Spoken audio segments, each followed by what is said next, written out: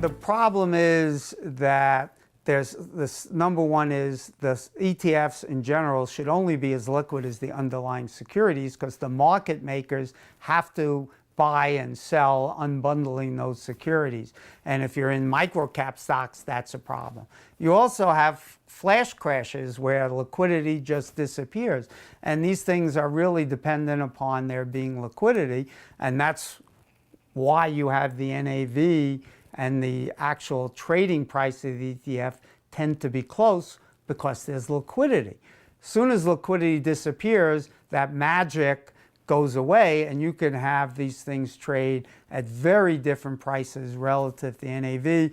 And we saw that in the flash crashes where they traded way away. And we now have particular problems, I think, in the bond market because of Dodd-Frank changed the way capital structures of banks are. They can't engage in the trading of risky investments anymore. They can't afford to put the capital up against it. They're not even legally allowed because of the Volcker rule. And they were the ones who created the liquidity by having portfolios that they would use to make markets with. Those are gone. And what you're seeing is much more volatility and fragility in those markets.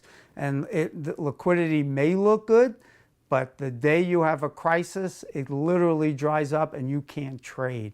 And therefore, I would advise investors not to put their money in any bond ETFs that are outside of treasuries. I think treasuries should always be fine. But corporate bonds, certainly high yield bonds, I wouldn't touch those with your money, let alone my own.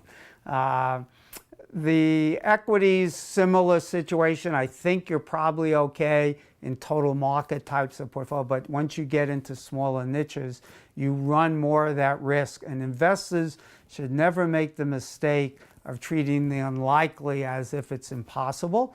We have had several flash crashes, and if you're susceptible and you may just need the liquidity at that time, I just wouldn't go there. You can avoid the problems. The benefits, especially for tax advantage accounts, just aren't that big.